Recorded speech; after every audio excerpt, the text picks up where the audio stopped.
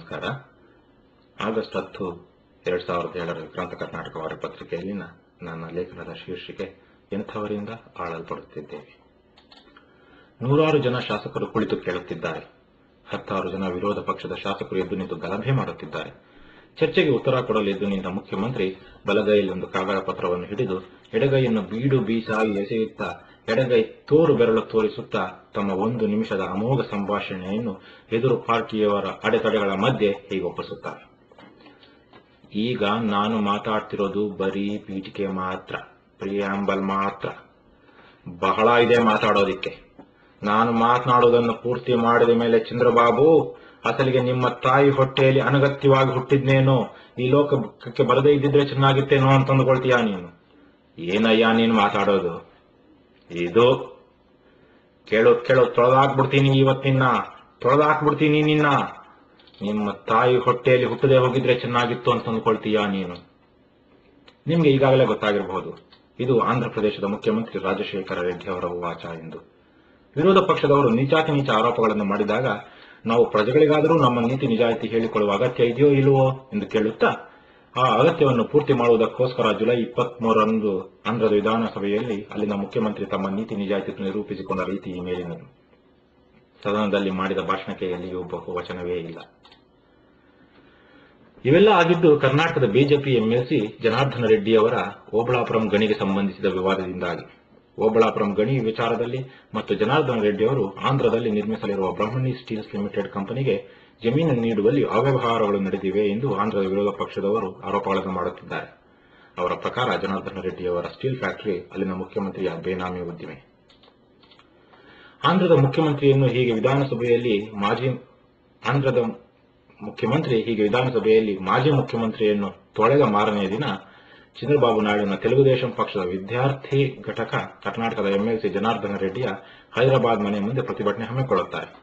ಆ ಸಮಯದಲ್ಲಿ ತೆಲುಗುದೇಶಂ ಕಾರ್ಯಕರ್ತರು ತಮ್ಮ ಮನೆಯ ಮೇಲೆ ಕಲ್ಲೆಸೆದರು ಎಂದು ರೆಡ್ಡಿ ಅಲ್ಲಿನ ಪೊಲೀಸರಿಗೆ ದೂರು ಕೊಡುತ್ತಾರೆ. ಅದೇ ಸಮಯದಲ್ಲಿ ಟಿವಿಯರ ಮುಂದೆ ಜನಾರ್ದನ ರೆಡ್ಡಿ ಅವರು ತೆಲುಗಿನಲ್ಲಿ ಒಪ್ಪಿಸುವ ಸಂಭಾಷಣೆಯ ಅಕ್ಷರ ರೂಪ ಇದು. ನಾನು ನೀತಿ ನಿಜಾಯಿತಿಯಿಂದ ಕೆಲಸಗಳನ್ನು ಮಾಡ್ತಿರುವಾಗ ನಿನಗೆ ಭಯ ಪಡುವ ಅಗತ್ಯ ಇಲ್ಲ. ನನ್ನನ್ನು ಭಯಪಡಿಸ್ತಿದ್ಯಾ ನೀನು? ಇಂಡಸ್ಟ್ರಿ ಮಾಡಬೇಕು ಅಂದ್ಕೊಂಡು ಬಂದ ನನ್ನನ್ನು ವಾಪಸ್ ಕಳಿಸಬೇಕು ಅಂದ್ಕೊಳ್ತೀಯ ನೀನು? ಚಂದ್ರಬಾಬು, ನೀನು ದ್ರೋಹಿ, ನೀನು ಹಂತಕ ಅಂತ ನಾನು ಹೇಳಿದೆ.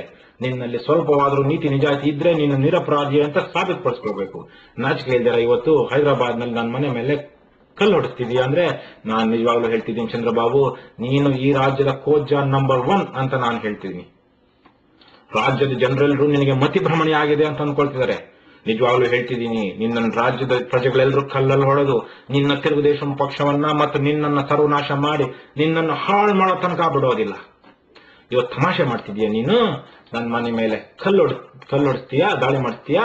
ದುರ್ಮಾರ್ಗನೆ, ಹೈದರಾಬಾದಿ ನನ್ನ ಮನೆ ಮೇಲೆ ಕಲ್ಲಲ್ಲಿ ಹೊಡಿಸ್ತೀಯಾ? ಕೈಲಾಗದು ಕೊಜ್ಜ ನೀನು.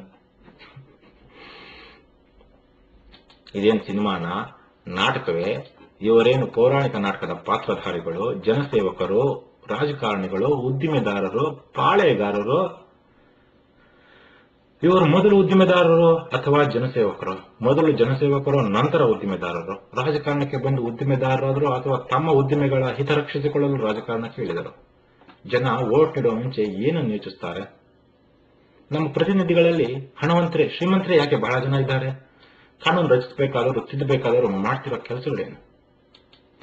60 ವರ್ಷಗಳ ಹಿಂದೆ ಬ್ರಿಟಿಷರ ಆಳ್ವಿಕೆಯಿಂದ ನಮ್ಮ ಹಿರಿಯರು ದೇಶವನ್ನು ಬಿಡುಗಡೆ ಮಾಡಿ ಬೇರೆ ಯಾವ ತರಹದ ಆಡಳಿತ ವ್ಯವಸ್ಥೆಗೂ ತಲೆಬಾಗದೆ ನಮ್ಮನ್ನು ನಾವೇ ಆಳಿಕೊಳ್ಳುವ ಸ್ವರಾಜ್ಯದ ನಿಜಾರ್ಥವಾದ ಪ್ರಜಾಪ್ರಭುತ್ವ ವ್ಯವಸ್ಥೆಯನ್ನು ನಮಗೆ ನೀಡಿದರು.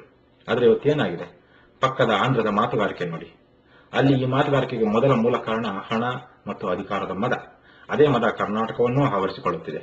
ಇವತ್ತು ಕರ್ನಾಟಕದ ಪ್ರಮುಖ 3 ಪಕ್ಷಗಳಲ್ಲಿನ ಬಹುಪಾಲು ನಾಯಕರು ಮತ್ತು ಅವರ ಕುಟುಂಬಗಳು ಕೋಟ್ಯಾಂತರ ರೂಗಳಿಗೆ, ಆಸ್ತಿಗಳಿಗೆ, ಉದ್ದಿಮೆಗಳಿಗೆ ಒಡೆಯರು. ಇವತ್ತು ಹಣವಿಲ್ಲದೆ ಯಾವ ನಾಯಕರು ರಾಜಕೀಯ ಮಾಡುತ್ತಿಲ್ಲ. ಹಣವಿಲ್ಲದೆಯೇ ಯಾವುದೋ ಒಂದು ಅಲೆ ಅಥವಾ ವಿಷಯಾಧಾರಿತವಾಗಿ ಗೆಲ್ಲುವ ಒಬ್ಬರು ಇಬ್ಬರು ಸಹ ಮುಂದಿನ ಸಲದ ಚುನಾವಣೆಯನ್ನು ಹಣದಿಂದಲೇ ಗೆಲ್ಲುವ ಮಟ್ಟಕ್ಕೆ ಬದಲಾಗುತ್ತಿದ್ದಾರೆ. ಹಣದ ಆಧಾರದ ಮೇಲೆ ನಡೆಯುವ ಇಂತಹ ಅಧಿಕಾರಕ್ಕೆ ಪ್ರಜಾಪ್ರಭುತ್ವ ಎನ್ನಲು ಸಾಧ್ಯವೇ? ಇನ್ನು ನಮ್ಮ ನಾಡಿನ ಸರ್ವೋಚ್ಚ ನಾಯಕರಾದ ಮುಖ್ಯಮಂತ್ರಿಗಳಂತೂ ಜನಾದೇಶವಿಲ್ಲದೆ ಪ್ರಜಾಪ್ರಭುತ್ವವನ್ನು ಅಣಕಿಸುವಂತೆ ನಮ್ಮ ಸರ್ವೋಚ್ಚ ನಾಯಕರಾಗುತ್ತಿದ್ದಾರೆ. ಯಾರಿಗೆ ಮುಖ್ಯಮಂತ್ರಿ ಆಗಬೇಕು ಎಂಬ ಜನಾದೇಶವಿಲ್ಲವೋ ಅವರೆಲ್ಲ ಹಣ ಚೆಲ್ಲಬಲ್ಲ ತಾಕತ್ತಿನಿಂದ ಇಲ್ಲವೇ ನಂಬರ್ ಗೇಮ್ನಿಂದ ಮುಖ್ಯಮಂತ್ರಿ ಆಗುತ್ತಾ ಬರುತ್ತಿದ್ದಾರೆ. ಕಳೆದ 30 ವರ್ಷಗಳ ಕರ್ನಾಟಕದ ಇತಿಹಾಸವನ್ನೇ ತಗೊಳ್ಳಿ. 1978ರಲ್ಲಿ ದೇವರಾಜ ಅರಸ್, 85ರಲ್ಲಿ ಹೆಗಡೆ, 89ರಲ್ಲಿ ವೀರೇಂದ್ರ ಪಾಟೀಲ್, 94ರಲ್ಲಿ ದೇವೇಗೌಡ, 99ರಲ್ಲಿ ಎಸ್.ಎಂ. ಕೃಷ್ಣ. ಇವರನ್ನು ಬಿಟ್ರೆ ಮಿಕ್ಕ ಅವಧಿಗಳಲ್ಲಿ ಮುಖ್ಯಮಂತ್ರಿಯಾದ ಯಾರಿಗೂ ಇವರೇ ನಮ್ಮ ಮುಖ್ಯಮಂತ್ರಿಗಳಾಗಬೇಕು ಎಂಬ ನೇರ ಜನಾದೇಶ ಇರಲಿಲ್ಲ. 1980ರಲ್ಲಿ ಗುಂಡೂರಾವ್, 83ರಲ್ಲಿ ರಾಮಕೃಷ್ಣ ಹೆಗಡೆ, 88ರಲ್ಲಿ ಬೊಮ್ಮಾಯಿ, 1990ರಲ್ಲಿ ಬಂಗಾರಪ್ಪ, 92ರಲ್ಲಿ ವೀರಪ್ಪ ಮೊಯ್ಲಿ, 96ರಲ್ಲಿ ಜೆ.ಎಚ್. ಪಟೇಲ್, 2004ರಲ್ಲಿ ಧರಮ್ ಸಿಂಗ್, 2006ರಲ್ಲಿ ಮುಖ್ಯಮಂತ್ರಿಯಾದ ಈಗಿನ ಮುಖ್ಯಮಂತ್ರಿ ಕುಮಾರಸ್ವಾಮಿ. ಇವರ್ಯಾರ ಮುಖಂಡತ್ವದಲ್ಲೂ ಅವರ ಪಕ್ಷಗಳಿಗೆ ಜನ ಅಬ್ಸಲ್ಯೂಟ್ ಮೆಜಾರಿಟಿ ಬಹುಮತ ನೀಡಿಲ್ಲ. ಇವರೆಲ್ಲ ಮುಖ್ಯಮಂತ್ರಿಯಾದದ್ದು ಇಲ್ಲವೇ ಹೈಕಮಾಂಡ್ ಕೃಪೆಯಿಂದಾಗಿ, ಇಲ್ಲವೇ ಜಾಗ ಖಾಲಿ ಬಿದ್ದಿದ್ರಿಂದಾಗಿ, ಇಲ್ಲವೇ ರಾಜಕಾರಣದಲ್ಲಿ ಎಷ್ಟೇ ಸಾಧ್ಯವಾಗುವ ತಂತ್ರ, ಕುತಂತ್ರ, ಹಣ ಚೆಲ್ಲಾಟ, ಪ್ರಲೋಭನೆ, ದಾದಾಗಿರಿ, ಮ್ಯೂಸಿಕಲ್ ಚೇರ್ ಆಟ ಮುಂತಾದ ಪ್ರಜಾಪ್ರಭುತ್ವ ಎಂದು ಹೇಳಲಿಕ್ಕೆ ಆಗದ ವಿಚಿತ್ರ ಸನ್ನಿವೇಶಗಳಿಂದಾಗಿ. ಇವರಲ್ಲಿ ಕೆಲವರಿಗೆ ತಮ್ಮ ಕೈಲಿ ಬಸಿರು ಮಾಡಲಾಗದಿದ್ರೂ ಇನ್ನೊಬ್ಬರು ಮಾಡಿದ ಬಸಿರನ್ನು ತಾವೇ ಮಾಡಿದ್ದು ಎಂದು ಯಾವ ನಾಚಿಕೆ ಇಲ್ಲದೆ ಹೇಳಿಕೊಂಡು ಓಡಿ ಬಂದು ಕುರ್ಚಿ ಹಿಡಿದುಕೊಂಡ ಮಹಾಶಯರು. ಇವುಗಳಿಂದಾಗಿ ಕಮರುತ್ತಿರುವುದು ರಾಜ್ಯದ ರಾಜಕೀಯ, ಸಾಮಾಜಿಕ, ಬೌದ್ಧಿಕ ಪ್ರಗತಿ ಮತ್ತು ಪ್ರಜಾಪ್ರಭುತ್ವದ ಆಶಯಗಳು.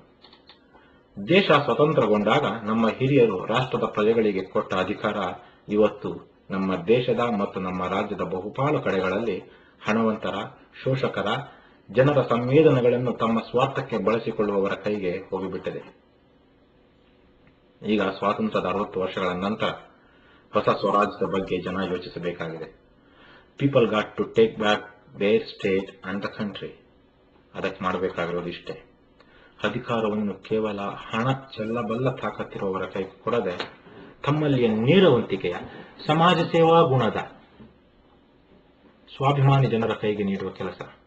ತಾವು ಮಾಡಿದ ತಪ್ಪಿಗೆ ತಮ್ಮ ಪ್ರತಿನಿಧಿಗಳೆನಿಸಿಕೊಂಡವರನ್ನು ಜನ ದೂರಬಾರದು. ಯಾಕೆಂದರೆ ಅವರಿಗೆ ಅಧಿಕಾರ ಕೊಡುವವರೇ ಪ್ರಜೆಗಳು. ಅದಾಗದಿದ್ದರೆ ಆಂಧ್ರದ ಘಟನೆಗಳು ನಮ್ಮಲ್ಲೂ ಘಟಿಸಲು ಹೆಚ್ಚು ಸಮಯ ಬೇಕಾಗಿಲ್ಲ.